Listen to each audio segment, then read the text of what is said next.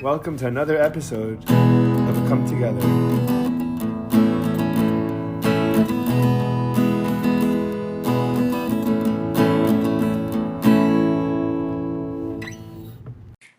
And we're live. Dr. Burzynski, did I pronounce that correctly? You did. Wonderful. How are you? Welcome. Thank you so much for joining me. How are you today? I'm very good. Thanks for having me. Great, great. Can you want to start by telling me a little bit about yourself, where you're from, who are you, what do you do? Sure. I am a board certified internal medicine physician, 15 years out of residency.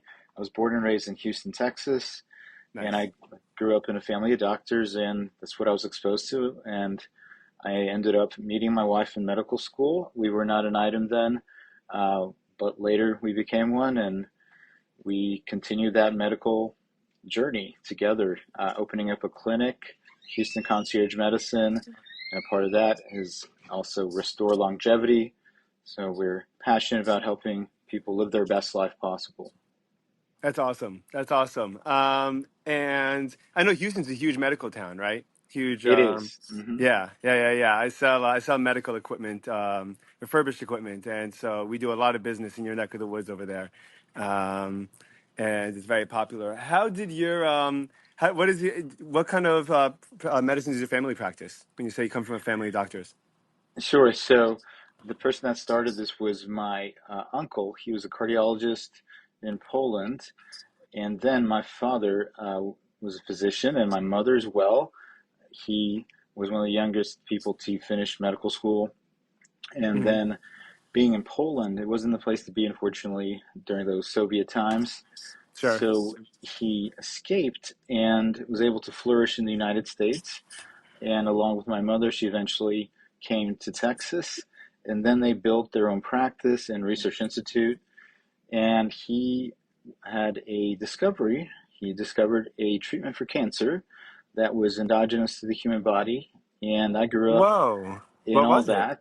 Well, they're called the antineoplastons, and it was a really interesting being around that when you're a kid and seeing people get better, and you kind of get older, and you realize that what you're going to do is pretty cool. If you're at the intersection of helping people and being compensated for, why not? So that got me where I am today, and I'm still passionate about helping people. And if it's almost not like it's work, but of course there are parts of medicine that are a little full of burden, which every doctor knows about. But of course, we do it because of the joy we get, hopefully uh, for the impact it makes in people's lives. Totally, totally. I'm so it's so funny that you mentioned that immediately off the bat because one of the things I was going to ask, based on a lot of the stuff I was looking on in your site, it looks like a lot of non-conventional stuff. I'm pretty surprised that doctors, from your grandparents or parents would have been, I guess, excited about. And I feel like today, a lot of the stuff that you do, or I guess not today, but even as of 10, 20 years ago, a lot of stuff that you do today, you offer red light, peptides, IVs, stuff like that. It was almost like poo-pooed. Was that not the case when you were growing up? Well, I mean, like with red light therapy, for example, it's been around for a while. It's nothing really new. It's called photodynamic therapy, but things come in and out of fashion. And I think today we're having a great renaissance in a lot of things that we sort of took for granted because we realized that people in general, society, especially in the United States, is not getting healthier, which is rather sad. Our life expectancy is taking a dip. So we're kind of returning to some basics. So the fact that they're not standard of care or not billable to insurance does not mean they don't have a place in a Certainly. person's life, right? Because insurance does not make money off of exercise or proper nutrition, but these are things that are obvious. So things like red light therapy are basically supporting us in a world where we're in essentially these fluorescent office buildings most of our day. If you're lucky enough to be out there in the actual light and live a healthier life, then that's great. But a lot of times we need actual support to live a better life. Right. Right. Actually, that brings me up. Yesterday I did a podcast with a friend of mine. Can you hear me all right? Yeah. Named Jonathan Oswald, and he's a buddy of mine. And he told me he lived in Alaska for a year, and I Mm. actually lived in Seattle for a year as well. And one of the things that we were talking about was that the winters have really no natural light, and in Seattle, I mean, not to the same extent, of course. It was more like mist. But can you kind of explain a little bit, I guess, to a beginner like myself, Yeah. what exactly is going on with that? Sure. So our bodies follow a circadian clock. We have a few clocks in our body. Ideally, we should see a sunrise and a sunset. Now, our great grandparents maybe had that kind of a lifestyle, but we've deviated a lot from it. And so, if we're not able to get enough of the healthy light during the right time of the year, we may fall into a lesser level of health. And this is documented with seasonal affective disorder in people the northern parts, such as Scandinavia, Mm, European countries, even parts of like Alaska. There is light treatment that is able to reverse this because they are just missing that super important part of their lives, and that releases certain endogenous chemicals, proteins in our body, and we're going back into the sync of things and feeling much better. So red light therapy has a lot of research, for example, supporting improvement of mood, relieving injuries, building collagen. It goes a few nanometers into the skin, and it simulates the powerhouse of the cell, the mitochondria, and kind of reboots everything. So if we're not able to be out in the sun as our ancestors, this is something that can take the place of that. interesting. That's so cool. And does it I guess follow the logic that there'd be a particular time of day that'd be better or more effective to get red light therapy if it's going to be based on our circadian rhythms? Right. So I use it sometimes as a pick me up, so to speak, in the early part of the day. A lot of people use it in the later part of the day to help them kind of get that normal sunset feeling. If one Mm, hasn't, for example, had the best night of sleep, then they could get a little bit of a pick me up effect in the midday or early day. So you can use it either part of the day. interesting. Interesting. So cool. So your family has always kind of studied any kind of health and medicine that applies. So when you went to med school, what was that? Was there a contrast between what you grew up with and what the teachers were trying to tell you or teach you? Right. So the standard medical curriculum, I think everywhere, we'll take a deep dive into the basics like biochemistry, physiology, anatomy, and then the treatments and the diagnoses and treatments. So, as far as going out of the box, that's more of a self-professed type of learning. I think everybody can say that for the most part. And I think a lot of people find it when their health deteriorates. So it finds you, and then you realize, this is something that is much better for me and makes sense. Luckily, I never had my health deteriorate. I may have maybe been not the healthiest person at some point, but it was something that I always appreciated and to me was obvious. And what I like to think about is just using everything in the toolbox. So I like to use my standard of care knowledge of the internal medicine, pharmacopoeia, and all the things we do, but also all the other things that have been around for ages and the new things that are arriving. Right, right. And so, what are you excited about? What's coming up that you're excited about? Well, I think we're living in amazing times, right? Now, hopefully, we don't explode, right? Because we're kind of in this exciting time period, but there's also a lot of scary things happening, right? So we have technology that is becoming ever more powerful. Obviously, AI is here, and in the next 2 years, may replace a lot of jobs. So just like, for example, Uber could not have been possible 30 years ago, there are certain things that I feel will be making the lives of people so much better, as will doctors. And we'll have this sort of confluence of a lot of things arriving. And that will make the care more effective, safer, and affordable. Now, how we get there is a question, of course, because this is not the IT world. We have lots of regulation in medicine for Sure. better and for worse. But I'm optimistic because I'm seeing so many exciting things arriving that can catch disease early and change the trajectory. Right. So, can you give me some examples of specific things that that we're catching early? I mean, there's so many. I'm sorry. There's just so many different topics I want to cover over here. I'm just so Of excited to course. figure these out. Yeah, let's talk these out. Well, in the world of cancer detection, we are getting more and more tests that are able to find this horrible disease earlier. And for the most part, we can do better if we find it early. So I've been ordering the early detection tests like Gallery.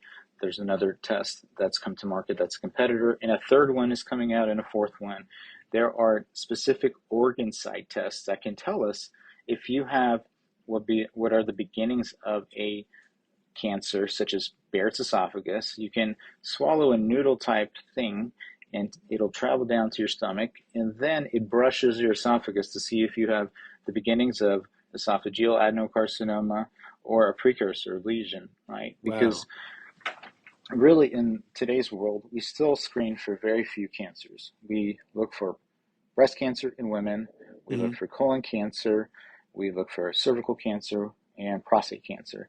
The rest of the diseases, we basically say good luck, come in for your yearly physical, and we hope everything happens well, right? But so Is many that because of people, lack of resources? Why do we test so in terms for such a limited number of types of cancer?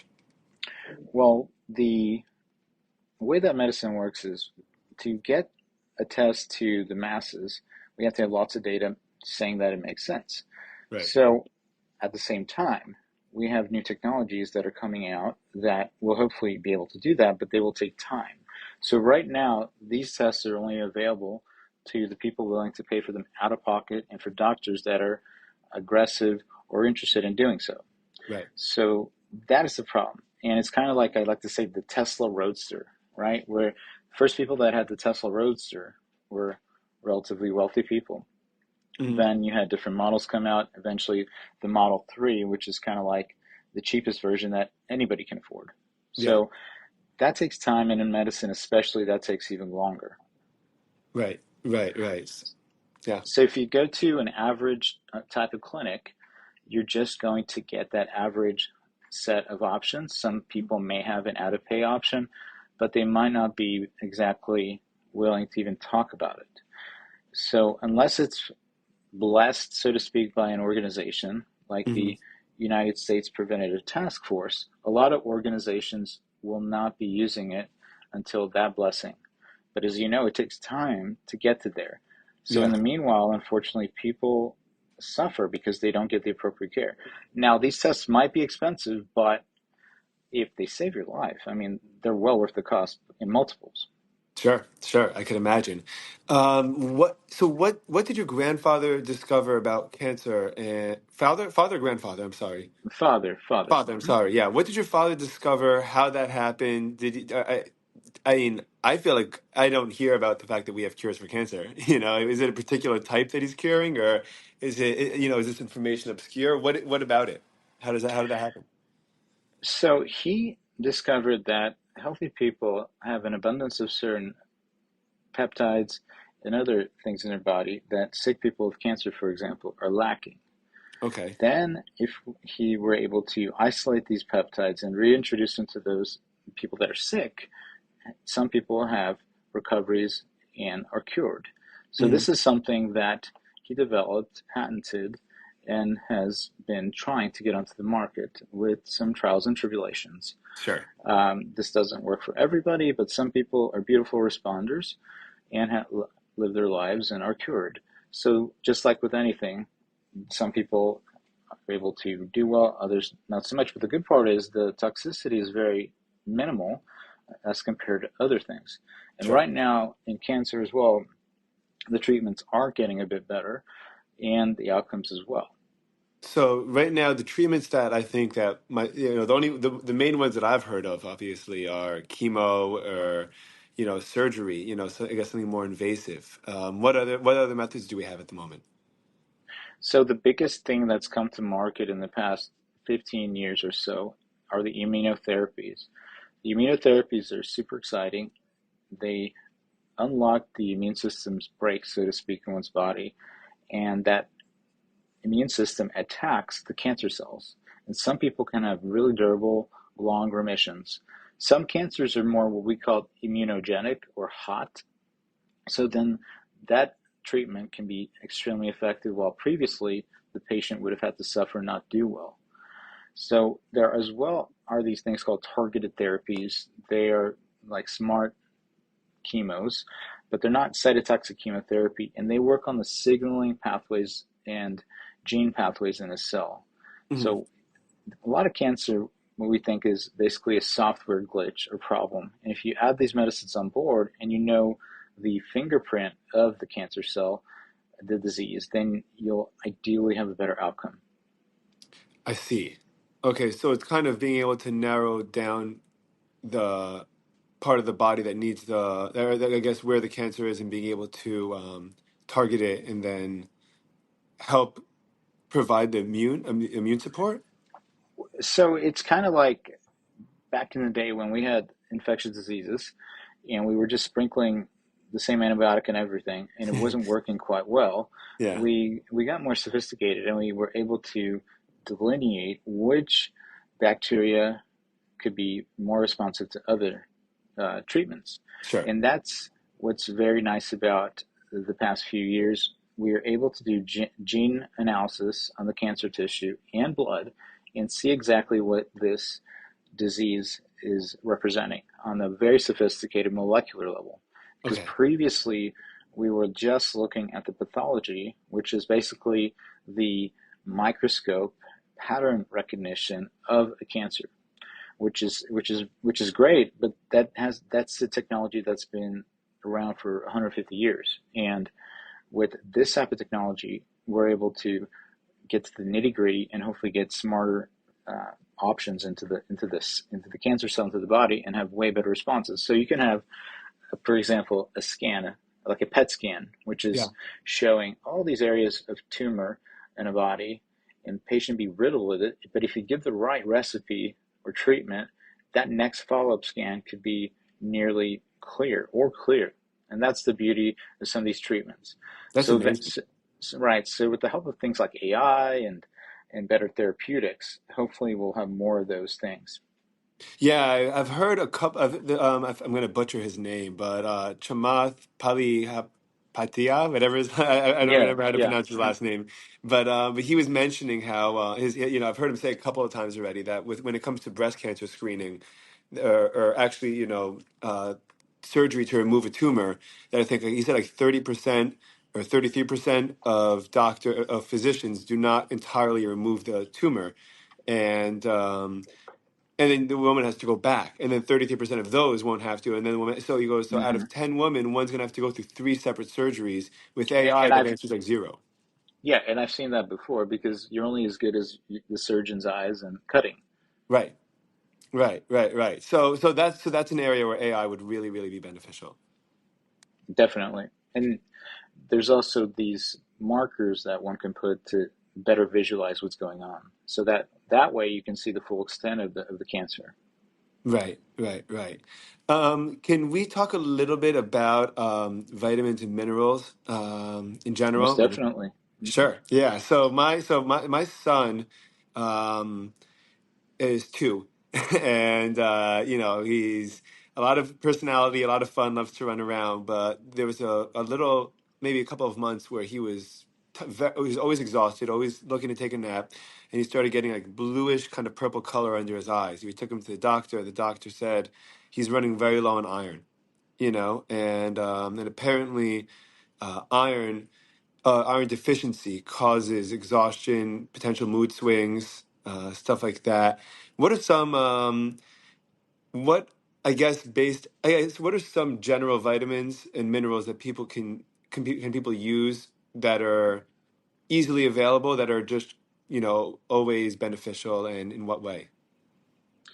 Well, it all depends on the patient, honestly. I know that's maybe something Sure. generalized, but for children, it's exquisitely different than in adults. And I see adults, and for my kiddos, I sometimes have to also phone a friend because children are not small adults, right? So you have to first understand, why is there a low iron problem? Why is there iron deficiency? It shouldn't Mhm. just be happening unless the diet is one that is iron poor. There could be an absorption problem. Right. There could be something else that's going on, and it needs to have a workup. So before we just start supplementing minerals and vitamins for fun, I always like to get a baseline assessment. Right. So taking just supplements for the sake of taking them, I mean, you can do that, but I like to have a clear rationale why we're doing this. So if we're talking about adults, I think you can say that probably fish oil can generally help most people. It's Really. great for the brain, it's good for the lipids. Now, you don't want to overdo it as well. I have patients take a sophisticated test, which is used by the company Boston, which is made by the company, for example, Boston Heart, Hmm. and you see the different levels of your fatty acids, your fish oil levels, so to speak, and if you need more or less, because some people could be overdoing it or underdoing it. What does it provide? Fish oil. Well, we feel that it helps with membrane stability. It helps with lipid metabolism. So with that, it helps with better uh, just mood benefit. Helps the joints. It helps numerous systems in the body. There's Hmm. something like vitamin B12, which if you're Yeah. deficient on that, you'll have the disease called combined deficiency, because about a dozen systems will be faltering. So if you're not getting in your B12 level, getting in your B12 supplementation, and if you even have something called pernicious anemia, where you have antibodies to these receptors that take it in, you'll have weakness, uh, cognitive problems. You'll have a type of anemia forming, and you will be a mess, literally. So, Sounds supplementing just terrible. that one vitamin is super important. Right. So, I mean, the topic is huge. So, I'm not a one size fits all guy. I like to kind of personalize everything depending on what's going on and what your baseline is. And that Sure. depends on largely what you're doing as far as your exercise or lack of, your sleep quality, and the diet you're getting. Because if you're a vegan, then you're going to need different things than a meat eater or somebody with a more balanced diet. So, Right. um, so for example, my children, the only thing they really take is a high quality pre-probiotic. We'll probably start. We occasionally give them like vitamin gummies, but for my 6 and 9 year old, we keep it pretty simple. And there's also the challenge of getting them to take something, which I think you'll find, right? Because if you have a 2 year old and you have older children, I don't know. No, he's the oldest. It's two, Okay, and then I have a week yeah. old. So he doesn't have much choice, right? You give him a suspension type formulation or some sort of chewable, and hopefully it works. But they might not be excited to do certain things if they're a little fussy. So that's another element of challenge. Yeah, yeah, it's so funny because I found that, the more I've been learning about this stuff and the more people I've been talking to about this, I'm either met with a very blank stare or a whole lot of enthusiasm, and it doesn't Hmm. feel like there's a whole lot of in between out there. But I mean, listen, as far as my own lifestyle and my own, I mean, I'm turning 30 in a couple of months, and I've been, and I feel in the last couple of years healthier than I've ever been before, and I exercise daily. I sit out. I live in South Florida, so I sit outside. I get plenty of sunlight. Um, I eat. I cut out a lot of processed crap, and even I still have I still treat myself every now and then, but in much, much, much smaller portions than I've ever had before. And I just feel like a different human being, And then I have on the other end of the spectrum, I have a buddy of mine who's 22, who told me that he fell the other day, and then he said falling should not be that difficult for a 22-year-old. Should not have that kind of burden on you. Hmm. And so I don't really know, and I'm telling him, hey man, you got to start exercising. I got to start, taking just eating healthier a little bit, or maybe take, supplementing yourself. And he kind of just looks at it like it's an overwhelming and just endless to-do list of things to keep on top of. How do you kind of make it a little bit more digestible for people? Well, I think it's also age specific because if you're in your 20s, you feel like you're immortal, and you're not going to really focus on your health too much longevity unless you're really into that realm. So that kind of happens more when you realize that your health is worsening, and Right. then you wake up a little bit. You probably, as you get older, you'll see people around you getting sick. You might lose a parent, and you basically have this epiphany that, oh wow, this could be me, right? Right. So when you're 22, that's typically not what you're thinking about. So you're eating fast food, which you shouldn't. You're misbehaving maybe by going out too much, drinking, or whatever you're doing. But technically, you're kind of immortal. And then you arrive to that destination, hopefully, because if you don't, then you are going to be pretty sick. So it kind of solves itself, I feel. Some people never get the memo, so to speak. They just continue that trajectory of poor health, which is Hmm. very sad. And I can't get to them. Sometimes I can't explain to them why it's important. I feel like it's almost like a depression. So at the end of the day, I feel this generation, the younger one, is doing things differently for the better, but they're also doing things, I think, which are counterproductive. But each generation has that about them. In what, so if we are overall, let's say this younger generation being health, emphasizing health a little bit more. Like I've noticed, for example, that at least in my circles and my family circles, alcohol used to be enormous, and now it's really really slowed down. But cannabis has really really exploded.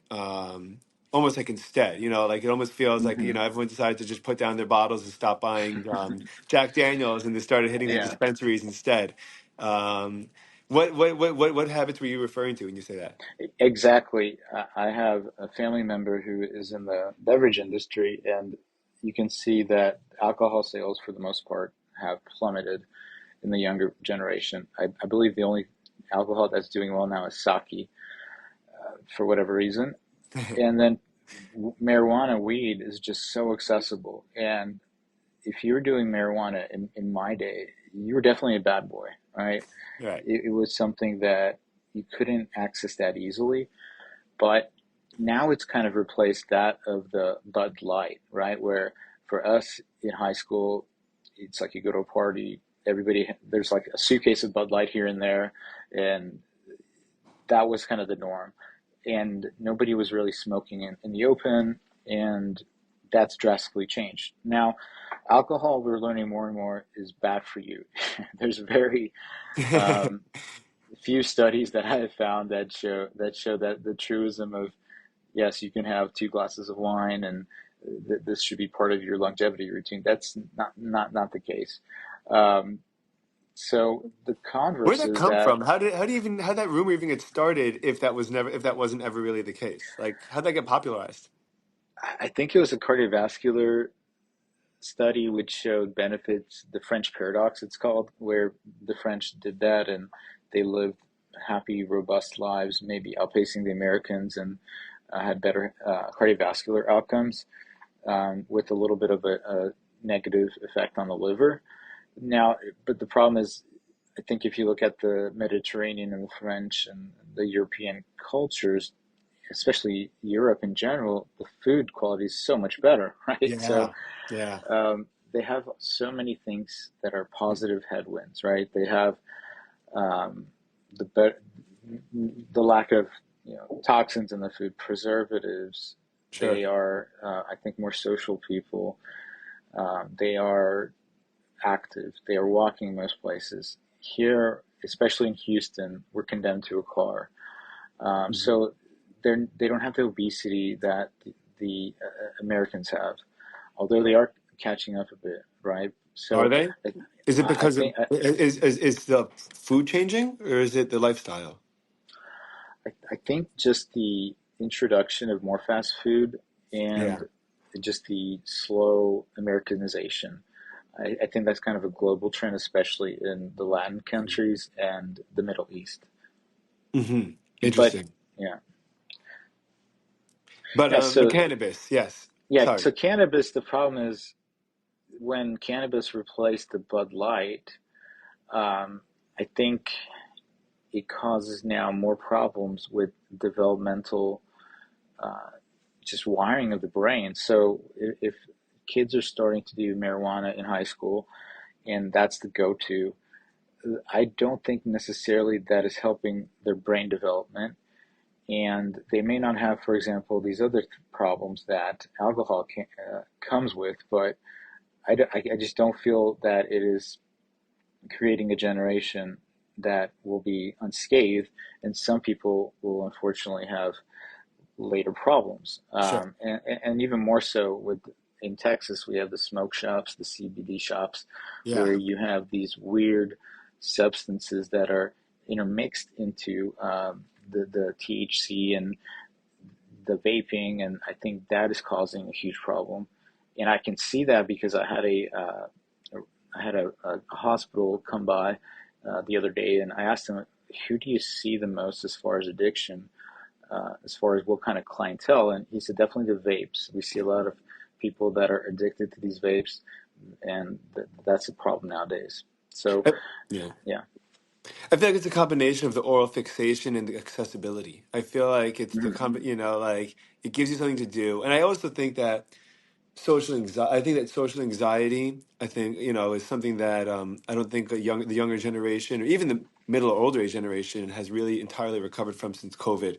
And I think that a lot of people don't really know what to do with themselves, and always having a substance or always having something Hmm. accessible makes it a lot more easy on the nerves. What about if you're older? For like, what if say someone like myself, if my friends and myself decided that we're gonna watch a basketball game tonight, and instead of having a bunch of beers, we're gonna drink. Can you hear me? Yeah, yeah. Mhm. And instead of having a bunch of beers, we're gonna smoke a J, or have an edible. Would that for a 30-year-old adult male? What would the consequences be? Sure. So your brain's developed, right? Our brain is, we believe, is still developing up to the age 25. So that's a positive for you. The second thing is, what's the dose and how your personal biochemistry reacts to something.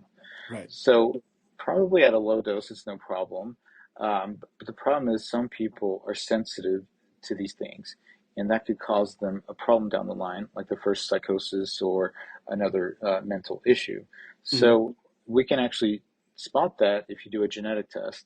You can see if you're somebody that shouldn't probably be doing THC or things like that. Right. So just like with alcohol, some people have a glass of wine, they're able to function. But some people, they have a glass of wine, then they have a few more glasses of wine, and that's repetitive, and suddenly they can't stop. And Sure. why is that? So I think it's just like with alcohol. I think alcohol could be a good thing in moderation, and when used in, as a social lubricant, Yeah. it's perfectly fine as long as the right people, are able to handle it, and society doesn't suffer. Yeah. Yeah. I certainly hope so. Yeah. I haven't really made up my mind on what I think about this transition. I tend to lean in the direction that I prefer cannabis to alcohol. I think that some of the conversations I've had in my life that I'm least proud of, I've been drunk with, I've been drunk during, and the times where I've acted in the most reckless ways, it's been, when I've been drunk. Whereas, you know, I guess overeating might be an might be an issue, when you're smoking, but I didn't really have much of and I mean I guess laziness. And that's really, and I've noticed that as time went on, the feeling of exhaustion or laziness, it's a totally different type of effect, but I think that it's less harmful to others around you. It might be less personally, like as an individual, it might have it might be less than ideal, but you're getting a far. I mean, I don't know the last time I've heard a story of a pot of a guy, a guy drinking smoking a J and beating his wife and kids, as opposed to an alcoholic dad that drank a half a bottle or a six pack and became abusive. Exactly. I'll give you the example of, for example, the Europeans did not have coffee until the Battle of Vienna occurred, No right? way. So then that was something that actually spurred on the Renaissance, okay? And you had the salons with fine coffee, and it was a stimulant. So the main drink was usually booze, right? So that was a depressant, just like weed is. So you have a stimulant which is allowing people to be more active, and society, I think, became just amazing, right? You had all these beautiful things being formed. So I think in general, for the most part, THC may create some good things, but I think in general, it's kind of a blanket, right, where people don't want to do as much. Yeah, yeah, I've certainly found that. I've found that to be the case. Among the other conditions that you guys treat, I've noticed. I'm really interested, actually, in the mental health space, the anxiety, the depression, the addiction, alcohol, opioid addiction. Um, What's your is your technique therapeutic? Is it chemical? Is it, is it plant medicine? What do you do for these, for these type of mental health disorders, you'd call them, I guess, or addictions? Well, it's one of the things I do, and if I'm able to help people, I think, not have this destroy you, right? And I use the standard of care medicines to help people, and depending on what's going on, those would be, for example, for alcohol, naltrexone, acamprosate, and also disulfiram, which is also called antibusin, has a really potent effect where What do they people get do? sick. Well, so I mean, those are the pharmacological options, right? And Okay. um, that's not too exciting. And the counseling part, some people benefit from. But I think what we are seeing now, when you mentioned plant medicine, is really interesting because these, I think, are more the solutions. Hmm. I'm more the band-aid, I'll admit that. But if not me, then what else can they do, Yeah. right? Yeah. I don't claim to be able to save somebody from their addiction. It's a horrible problem. It's a horrible disease. Yeah. But with the tools we have today, I'm able to at least hold them steady, I hope, if everything's going well. So But pharmacologically, what's happening to them? Like, so they're addicted, and let's say alcohol addiction, right? There's a physical dependence on it. What do these prescriptions do to the body, or do to help you? I guess either work with it, or alleviate it, or help manage it. What happens?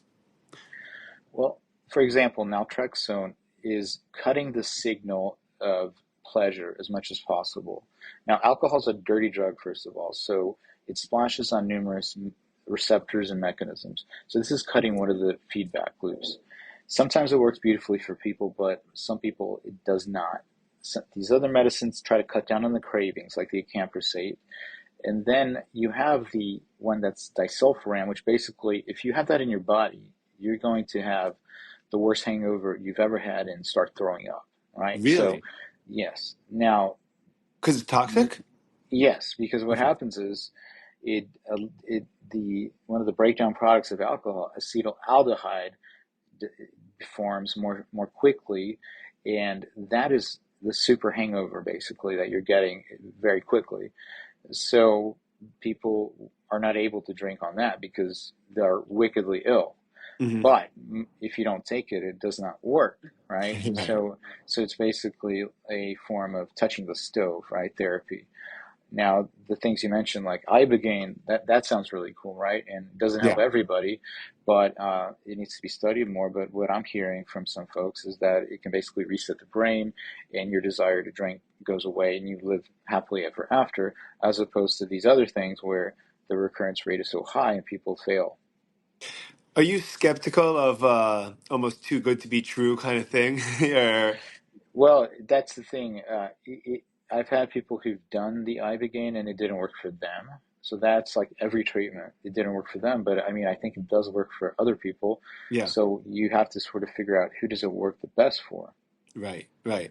I have a buddy that's that's working right now to bring ibogaine, I believe ibogaine and not ayahuasca, but maybe both for FDA approval at the moment, because he's an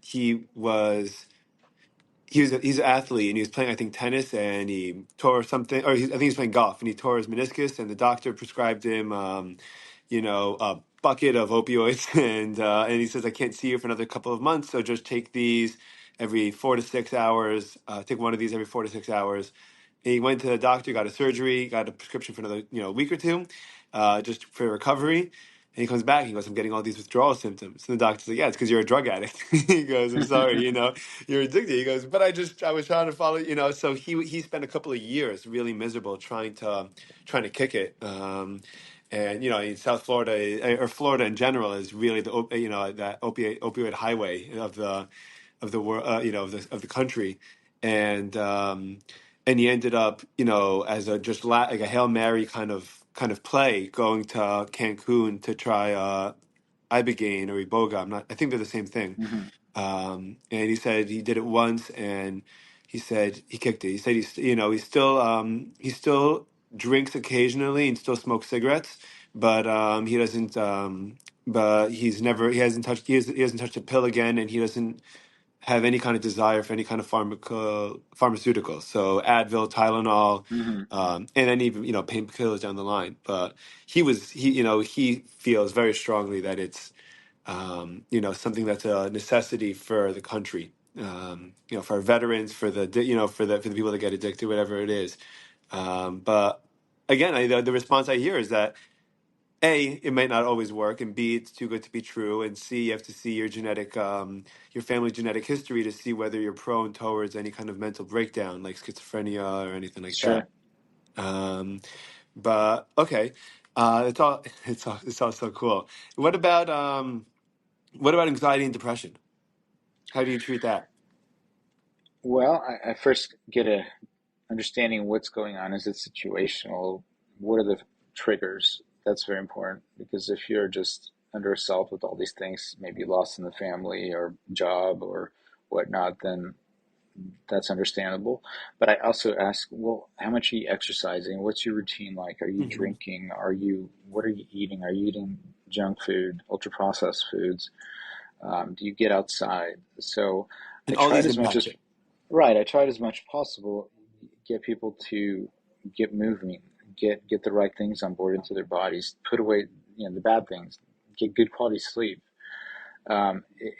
Biochemically there could be something off. So checking laboratories is important. As mentioned, that B12, vitamin D, if those things are low, then I think supplementing that's important. We kind of forget about the gut. The gut is super linked to mood and almost every disease. So Gut or stomach? the gut, yeah, we have a microbiome. We have trillions of bacteria. We have pounds of bacteria that are uh, making so many chemicals and just processes in our body. And if those things are off, we might not be as healthy and happy as we should be. So, in the right uh, assessment, it makes sense to do a gut analysis or empirically try a probiotic, prebiotic. These Right. things can correct the mood. Sometimes they do need a pharmaceutical. I try to explain to them this is a short course ideally, and it's just to get you out of the slump, right? Because if somebody is really depressed, anxious, and they're needing to be hospitalized or whatnot, then I think you have to use everything possible. And of course, I have the discussion with the patient what they would like to do. Would they like to consider pharmaceutical? What do they think of supplements? To please try counseling, to do all these lifestyle things that could change the outcome. How, are patients skeptical, or less, I guess, more resistant to changing their lifestyle as opposed to taking a pill? Or a patient, like when a patient comes in and says, "Hey doc, I have anxiety, I have depression," and you say, "Well, are you exercising and you getting sunlight?" They'll be like, "Or what are you eating?" What's how do they react to something like that?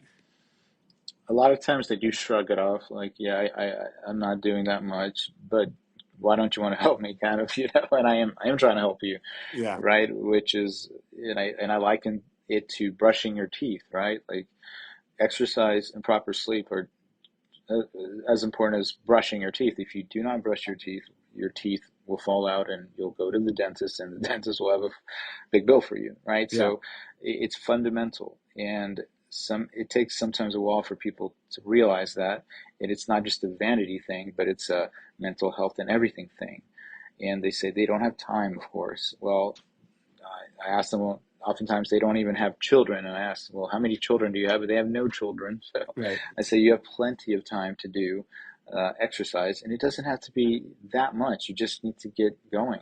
But the typical strategy of just getting in your car in a big city, driving to your work, staring in front of a screen, sitting all day, getting a lunch that is probably not healthy for you, and then checking out in the afternoon and going to bed and watching your favorite Netflix, yeah. Netflix, whatever it is, that's kind of a Wally existence, right? If you know that Oh reference. yeah, are you kidding? I teach high school English part time, and I just showed them that movie, and I think it came out in 2008, Yeah, and the students were like, "How did they know?" And I'm like, well, it's been I mean, if you've been following the trajectory for a little while, then you start to notice these things.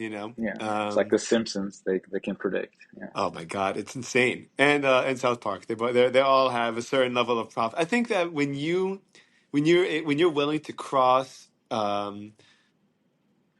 I don't know, maybe I don't know, it's almost like what comedians do in the sense that they have a very blunt look at society, and they're not afraid to say things as they are, and so they have a much easier time predicting things because they're not afraid to say what they're going to say because they could just throw it off as a joke or make it into a joke. And so they have a lot more freedom of expression, I guess, than most people are willing to take, and so they could probably get some of these guesses a little bit more accurately you know um so when did you open this? When did you open Houston Concierge Medicine? How long ago? a little over 10 years ago, 11 years actually. Gotcha. And before that, you were working at a hospital. You were working for another office. What were you doing? So working exclusively with my father in his clinic, which I still Hmm. work at, by the way. Okay. Before that, I was in residency in Austin. How'd you like Austin? Austin's great. I did my undergrad there in 1998 to 2002, Okay. and the city's changed a lot. Yeah. I wish I could live there, but here we are in Houston. I hear. I have a. It's so funny you say that. I have a cousin that lives in Austin. I have cousins that live in Austin. They all went to UT, and um, and every time I get customers now that call me from Austin, I say, "Oh, hey, how do you like Austin?" And depending on what their answer is, I know whether they're natives or not. If they say, Hmm. "Oh, it's awesome, we love it," then I'm like, "Oh, where'd you move from?" And then if they say, it used to be a nice, quiet, small town, but it got a little crowded, it got a little packed, then you're speaking to one of those old timers that have been there forever. Um, yeah, it's Yeah, yeah. What was med school like? med school's great. I enjoyed med school. I actually studied in Europe at the Jagiellonian University in Krakow. Cool. What One was of the that like? old Amazing. I'm Polish, and that was my first language growing up until the age of 5. I didn't speak any English. I have family there in Poland, and I always have an affinity to everything there. So seeing Europe in your 20s is one of the best things anybody could do, and seeing medicine in a different way is also important. So What would they on the do? What top, they do that's different? well, so they are more pragmatic in Europe. I think they will treat you well, but they're not going to be as wasteful, right? Because they have less resources generally in most European countries. Right. So that's one thing. Here in the United States, we're still, for good, for better, for worse, we have a very good healthcare system, but it's just wasting so much money with all the layers of bureaucracy and inefficiency and over just prescribing and this protecting oneself, so over testing, right? I like Right. testing, but the problem is that if you fall into an ER, you're going to probably get too much testing just because litigation could be a thing. Right. Yeah. Yeah, I noticed that. When my wife gave birth last week, and we walked into the hospital at 5, and we got into the room at 7:15, and then and no one did anything. Everything was just waivers and, Hmm. forms and everything like that for another 45 minutes or an hour. And then they realized that they had a bed without the stirrups, and they had to switch the bed out. And, and by the time anything got started, it was already 9, and the birth happened by 11. And so my wife was like, well, that was so great. I'm like, it was so great. We just spent 3 hours, cutting Hmm. red tape, you know, like you just spent 3 hours navigating the bureaucracy. You could have been done with this 3 hours ago, you know. Hmm. Um, and I feel, and I mean, there's been a recent upsurge in women, at least that I've seen in my community again, that want to try, you know, more natural birth methods and more doulas or home births or birthing centers. Have you noticed that's been the case from what you've observed? Yeah, I think these are requests by some people. For the most part, I feel that people just want to have the quickest journey, right? Yeah. The best outcomes. So, for example, when we started, that having children train, right? We we were not thinking about C-section at all, but Mhm. our first child was humongous, so there was no option for a usual birth because or anything more fancy because it would have been deadly, right? So that was our fate, right? And we Yeah. took it. It was fine, no problem. A C-section scheduled like a dental cleaning, and the following same thing happened. So that, and some people don't have that luxury as far as what kind of birth they have, but some people get to kind of have however natural birth, and that's great. I think they should pursue that. But in our case, that just wasn't in the cards. Yeah. Yeah. I hear that. How big was humongous? Like approaching like 10 pounds almost. Wow. Yeah. Crazy. So, so, yeah, Your Central wife's your Europeans wife's a have big, champion. big heads. Yeah. So, And so, by the way, the same topic. I have a buddy of mine that came over. He had his fourth kid under six, mhm. all boys, and he he hanging out at my house on a Friday morning. We were off it was a holiday. We were off, and he at like 10 o'clock he gets a call like, oh, my wife's in labor. He's got to run. Runs out of the office, and I go to I live in Fort Lauderdale. My grandparents live in Miami Beach, about an hour from me, or 45 minutes from me. I drive over, and 20 minutes into my visit, I got a text, congratulations, it's a boy. And I'm like, oh wow, everyone all right? It's like it was a 10-pound natural birth. It happened in like half an hour. There was no time for an Mm. epidural. There was no time for anything. It just Wow. like happened.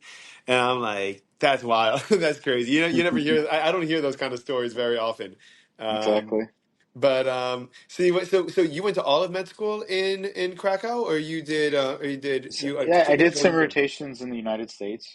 I did a few months in the East Coast and Oklahoma to kind of also get some of that clinical experience. Sure. And what when you were practicing, was there any particular I guess aspect of medicine that drew you in, or you were just fascinated with just learning? Yeah, just the curiosity of getting people better. Granted, what I did in residency, I don't really do now because my residency program was mainly training me to be a hospitalist, which is a doctor that is working in the hospital, right? Yeah. As basically a robot. Um, and now I don't go to the hospital, and I really haven't after residency. So a big shift. It was a very focused training for that. And Hmm. like a lot of doctors, whatever they did in training, they kind of actually don't do anymore. So, but it's what you have to do. So can you? I don't know. If, you don't have to tell me this. You don't have to talk about this if you don't want. But if you can change some things on med school for med students that are currently going to, like I'm actually hosting I hope a conversation slash debate. I have two buddies in med school now. One's in residency doing vascular surgery, and the other one is still trying to figure out what he's doing rotations now. But the one that's that's doing vascular surgery thinks that the med school program is excellent and rigorous because you need doctors to be able to perform 100% under any kind of circumstance. And the other one feels that it's very difficult to learn and retain a lot of information because when you're trying to cram constantly and trying to overconsume. And and he feels like, and he says, even if you're smart with your study schedule and your pacing, he goes, it just feels like there's never enough time for anything. So I'm hosting a conversation. We'll see how it goes. But if there's anything that is there anything that you feel like you would change or needs to change or anything like that? Well, I think because the world's changing so fast, it has to change, right? Because what will these medical graduates, professionals be doing in a decade? And I don't even know how some of them will be still around, right? Yeah. Because in the natural progression of AI, right? If the AI radiologist has an IQ of 300, Hmm. why would we need a radiologist, right? Right. Unless you're doing some kind of a procedure. Same thing with pathology. Same thing with a lot of other things. So, So what's the answer? um, It's well, scary. exactly. So, I don't even see how a lot of doctors will be doing what they're doing now in a decade, Right. along with other professions, right? Unless you have a niche, unless people really want that maybe old school kind of doctor, right? Yeah. But you know, so I think medical school probably should be condensed more.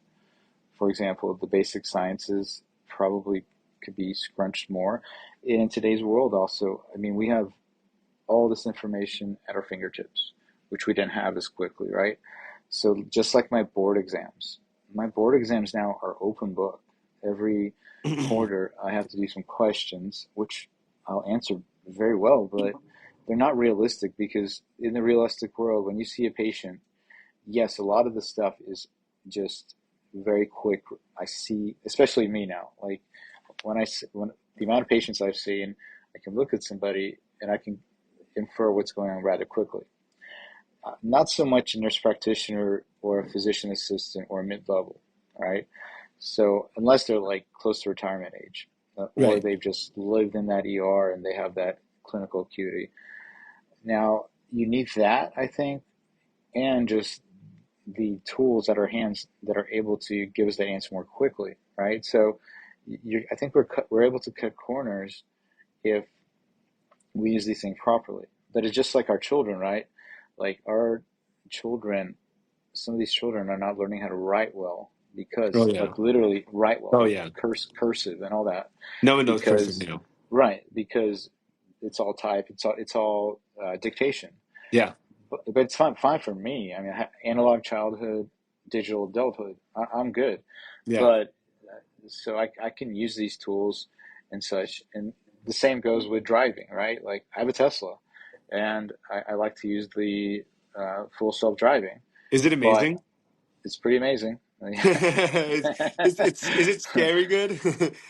I don't have the 13 for some reason. That version, maybe they don't like me as much as some of the other people, but hopefully one day. So that one I heard is delicious, right? And the 14 one day.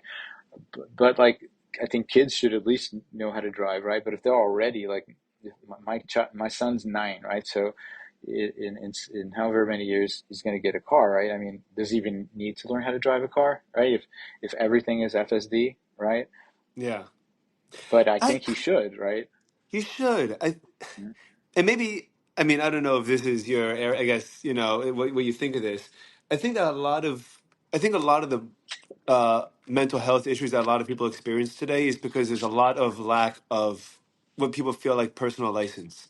Like people don't feel like they're really needed for much or anything, and one of the things that you do have is like driving. I mean, Mhm. I call me crazy, but there's something so much fun about it. It's so freeing. When I used to, especially while I was trying to figure out what I wanted to do with myself and where I wanted to go with my life, and I was really contemplating these questions very, very seriously. I would often ponder them over a walk or a long drive. I just get in the car and I just feel like I just need to hit the road for a little while, just to help sort my thoughts in order. I think autonomy is incredibly important, and I think that the more that, as wonderful as technology is, removing autonomy from humanity will probably be a little bit more harmful than it's convenient, but all convenience has a cost. That's my concern, I guess. But I haven't tried the Tesla self drive yet, so I may change my mind as soon as as soon as I get behind the wheel of that. I mean, if it makes society safer and better, but you still have the option of doing whatever you want and going on that road trip, by all means. Yeah, yeah, yeah. So, what was it like opening your own business? You want to walk me through that a little bit? You said you work with your wife, right? Yeah, my life and business partner, we opened it up, and uh, I mean, it's great because she does things that I'm not good at, and I do Okay. things that Like what, for I have example? strengths in. Well, I mean, actual patients, right? So I'm the one that's seeing the patients Hmm. and giving that medical care. She is the one on the back end thinking of marketing, thinking of the actual the books, so to Yeah, speak, sure. personnel, things like that, which uh, very important in today's world, especially where it's hard to get the right people on board and making sure everybody's on the same page. Right, right. Is there enormous amount of red tape to navigate, or bureaucracy to navigate to open your own practice, especially one that's as diverse as yours? I think there is. It's always evolving, and for example, malpractice, just like all these insurances, are getting more challenging to navigate. My Mm-hmm. malpractice rates, for no reason, went up by how much? 100%. So, 100%. yeah, Without any incidents, without it, I've never had a malpractice issue, and just it's kind of like suddenly your home insurance or car insurance is X, now 2X, right? So yeah, yeah, it's just a lot of people are just these companies are losing money and they need to recoup, just like the fires in LA kind of a thing, right? right. So um, yes, there's a lot of organizations that monitor doctors and for patient safety, of course, but you have to have everything super organized and uh, just all T's crossed and I's dotted. Who's You more learn as you organized? definitely she is. She is uh, yeah, she has a binder for everything, and just organization is her uh, forte. I'm more of the my desk could be a little messy kind of guy. Yeah, Yeah, yeah. I feel the same way. I'm like, show me where I need to be and I'll be there. But like, I'm so bad at keeping track of my own calendar. I'm so bad at keeping track of my own taxes and my own, and like, thank God for my wife because right. she's great at that. Yeah, It's that definitely. yin and yang, right?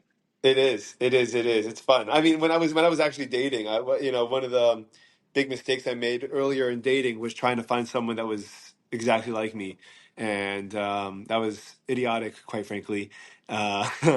Hmm. Because you don't need to date yourself; you are yourself. And you don't need to marry yourself. Sure. You need to marry someone that or hopefully your friendships and relationships are the kind of you're a puzzle and you're missing a couple of pieces and they have what to offer and you have what to offer their missing puzzle pieces, and as soon as that clicked for me I started, I just my whole mindset changed and it's great.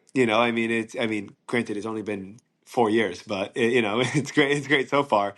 um you opened it 10 years ago. You opened this business 10 years ago, or this practice rather 10 years ago. Hmm. And how much more like your menu is like it's like a crazy menu. Did you start with all this stuff like offering all these services, or No, how'd that no, go? definitely not. It's been evolution. So um, the basics, I mean, were the concierge plans and stuff like that. But then, as again, technology is getting more interesting, and you go search the world for good answers for people's health, you stumble upon stuff. So you kind of add all these bells and whistles that you were never trained in, but you learned along the way. And then Where do you learn how do you learn this? Where do you learn it from? I go to conferences, I go to I do learning modules. It's called me search, right? I go and take deep dives into certain topics, which are important for my patients and me as well, because we're in this Hmm. together, right? Right, So, right. um, you know, red light therapy initially, I thought it was nonsense, right? But I tried Really? it. It was actually pretty amazing. My wife as well. Actually, she's the one that kind of got more into it before I did. And you kind of go down this rabbit hole, and then you go down another rabbit hole, and you realize it doesn't really have many negatives. It can help you, and why not? And you can help humanity. So Right, right, right. that's kind of the focus, right? Like, first do no harm. With most of these things, they're fairly benign, and we also like to democratize the process in the sense that if you do not wish to see me, that's fine. You can order one of these things. You can do one of these things and get the results. And I can interpret it for you, or I can help you. But if Oh, you feel cool. like you just Yeah. want the test, then that's fine as well. Um, and I think that's also a barrier to a lot of people. Yeah, I bet it's an enormous barrier. And I think one of the bigger barriers is the stigma, which I do think the tide is. I really, I think and I hope that the tide is turning. Um, And I think that the tide is turning because of a breakdown of trust, unfortunately, that happened in the last maybe 5, 6 years since COVID in the medical establishment. And that people are willing to say, well, if they weren't right about that, what else are they not right about? And then if they, if we could have done this and this and this for COVID instead of that and that and that, then what else could we do alternatively that, is simpler and has less side effects or consequences? And I think it kind of makes a little bit more chaos, though, because you know, when no one's, I think authority exists. I think there's a reason why authority exists. I think that it's good. I think that when authority overreaches or, starts to look for power for the sake of power, it's something else, obviously. But without authority, then what's to stop anyone from saying anything and just, Mm-hmm. and just influencing as many, however many people, to do something that's totally not in their best benefit. So do you get skepticism a lot? Do you have to explain like if you recommend red light therapy to someone, or you recommend something to treat health related diet to treat depression or anxiety, and there's a lot of skepticism, do you let them go? Do you show them paper? Do you show them that there's research about this? How do you change people's minds? Because that's got to be a whole act in and of itself. Well, I mean, first of all, a lot of people just naturally migrate to what we have. So then they've already done their research and they know what they want, which is nice. Right. Now, for the people that have no idea what this is or how it could help them, I give the whole landscape of options, right? And no pressure if in learning what their philosophy is, right? Because some people they walk in and they automatically say, I don't want a pharmaceutical in my body, in my mouth. Right. Okay, fine. Some people don't want to supplement, right? Okay, I Yeah. respect that. Well, then what about these other things, right? Let's explain you that and how it could help you. And if you'd like some supporting data, by all means, I'll give that to you. Try it out. If you don't like it, okay, but you might find some benefit, and here's why. Right. And I don't think you'll have too many problems with it, right? And if it helps you, then we're all winners here. What is some stuff that you do for yourself, for your own health and your own family's health?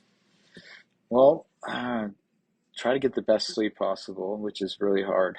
as, Yeah.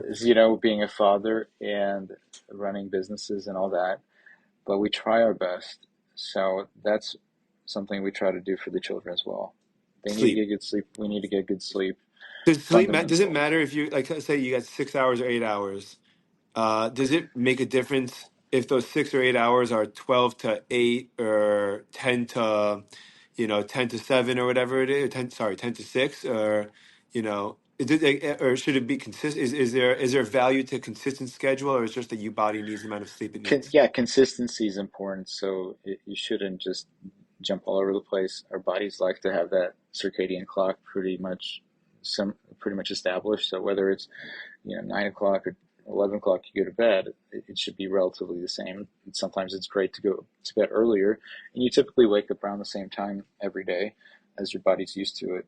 But the quality of sleep needs to be good. So that means if you're not breathing well at night, right? If you're apneic, if you have some sort of issue where you're not getting oxygen to your tissues, then you need to fix that because you can get 10 hours of sleep, but it won't matter because your sleep quality is not good and everything else in your body is becoming down the line just messed up, for lack of a better Right. word, right? So your metabolic issues go up, your mood, uh, the weight will go up, and it's a vicious cycle. So getting a good sleep assessment, keeping a sleep tracker, if you can handle that negative score occasionally, is a good idea. You can do it informal or slightly less invasive sleep study through a few companies on the internet that basically you do a sleep study for like 1 to 2 weeks, and you can see what's exactly happening, and then have that consultation with a sleep doctor, and learn that you might have some mild, moderate sleep apnea, for example, in the REM phase, the rapid eye Yeah. movement phase, because Yeah. that's when the muscles are behaving differently. Yeah. And there are ways to fix it. You don't have to go to CPAP, which is a A mechanism of machine, pushing right? air, Yeah. right? Which most people don't like. You could do things to avoid that, but you need to get good quality sleep, number one. And if you're drinking alcohol, well, think about that relationship, right? You don't have to give it up, but maybe move up that alcohol drink to earlier in the day as opposed to 9 o'clock, because that's going to cut into your sleep. Oh, And choose your interesting. battles. So if you're Yeah, gonna drink, don't drink before you go to bed. People like to drink before bed because they say it helps them fall asleep. right. But again, that's like a, pardon the analogy, but it's like a baseball bat to the back of the head, just like a sleep aid. You're not getting that high quality sleep, even though you're zonked out. Yeah. So, as well as you shouldn't be eating a big meal before your bedtime, because that's also going to impact your sleep. So, if you move up your food and drink earlier, you're going to get better quality sleep. Things that are obvious are keeping the room dark, keeping things cool. And we have ways to improve that, right? But that's a fundamental thing. And then exercise, of course. I mean, everybody should do a little movement. Um, and that actually improves your What's the sleep for the minimum most part. exercise you encourage? Minimum, let's say a week. I'll probably say 3 to 4 hours a week. There's some people that think you can get away with much less with If you say three, four something, hours, you're talking cardio or weights or resistance. a Is there anything in combination, particular? resistance training, cardio. I like to do classes where I kind of get both. So Okay. almost like a zone two. There's a rehit philosophy where basically you're using, or maybe you can get away with like 15 to 30 minutes a week, and that's still impacting your VO2 max, with something like a Carol bike, which is a AI bike, and can have you working out less, That's which cool. can be good because you need to work out, but maybe jogging so much if you're 40 or 50 years old and bashing Yeah. your knees is not the best strategy. Yeah. Yeah. And what if you had to tell people one food to cut out and one food to add to your diet? What would you recommend on a, yeah, I know obviously it's very vague because obviously it depends on everyone's body chemistry and their makeup, but general population, what most people have, one thing to cut out and one thing that the regular person you see doesn't typically ingest or consume. Yeah, I mean, I would cut out sugar, which can be in various forms. So that could mean sodas, that could mean actual candies, or it could be Wonder Bread, right? So you need a little sugar, but I wouldn't have it be in such concentrated forms like something you drink. Right. Um, So orange and juice, then, no go. yeah, I wouldn't do the orange juice. I mean, it's delicious if it's freshly squeezed, but occasionally you can have a treat, but not every day. The thing is, it's just the repetitive thing we do in our lives that causes problems. So if you're going to have a soda once every while, that's fine if your body can handle it. But if you're in this habit of having a soda every day or a donut every day, and you multiply it out, I mean, that's not going to be good for you. No, no. And what about one thing that's important to eat that people don't eat enough of? Yeah, I think of fermented food, right? I think those are good for you, especially so. It could be a high quality yogurt if you can handle dairy. And if you're like me and you like sauerkraut, then that could be good for you. Oh, cool. Really? Um, yeah, sauerkraut is something great for the gut. What does it offer? Um, Oh, for your gut? yeah, yeah. So something that's fermented, something that has that bang for the buck. Um, What does uh, fermented do to our gut that makes it beneficial? well, it has probiotics and prebiotics, for example. So Mhm. that combination is going to make our gut healthier, and thereby we're going to be healthier, right? So if you're not getting all these wonderful whole foods, then you should probably think of what probiotics or prebiotics to put in your body that replace it. Okay, so you got sauerkraut potentially. Anything fermented. I feel like fermented food, I have a hard time thinking of examples of fermented of fermented food. Kimchi, the Okay. Korean Oh, right, example. right. What's it Yeah, called? It's been very popular. Kombucha has been very popular yeah. recently too, right? Kombucha. So I do enjoy kombucha from Costco most I days. Yeah, have a friend but that it's adds his own hops to them, his own beer yeah, hops to the yeah. kombucha You can to. have a hard kombucha, um, and then Artichokes are good. Those are more prebiotic. You have different probiotic, prebiotic drinks you can take as well. You probably saw them in the refrigerated section. Yeah. Um, But are those as beneficial? And I'm not asking like confrontational question, but just are they? Does it make a difference if you're eating something natural like an artichoke as opposed to a bottled, probiotic drink, or yogurt or whatever? Does it make a difference or sure. not really? I mean, these are all foods basically, so it's just how your body incorporates them. Sometimes we have the inability to do well with one food versus the other, so then you kind of have to figure that out based on your body. And we didn't mention pickles, but pickles are also Oh good yeah, things. I had one the other uh, day at a movie theater, and that was the you had a healthiest thing pickle there, I at a think. movie? Yeah, yeah. Well, we went to watch the new Minecraft movie with the family, Oh yeah, so what'd your I kids had think? they liked it. They liked it a lot. Yeah, It did really, really, really well. It yeah, did really yeah. well. Yeah, yeah. I mean, I don't know if you follow any of that, but that smashed all expectations. That was crazy. You're seeing the new era of what nostalgia is, based on the new kind of kid movies that are coming out. So Mario Brothers and Hmm. Minecraft, and video game themed movies as opposed to old Disney classics that are being remade or whatever. Yeah, yeah. Seem to be making hits. It's really cool. Um, Wonderful. I think that's pretty much what I wanted to, a lot of what I wanted to cover. Any last minute recommendations or thoughts you think that people could really benefit from that we haven't covered? I think we covered a lot. Just I think we're living in exciting times. Take care of yourselves. If you need a physician in your area to guide you, I think it makes sense to find somebody that is on the same page as you. And in the end, you're the boss of your health, and the fundamentals are there. So there's no reason you shouldn't be living your best life. Beautiful.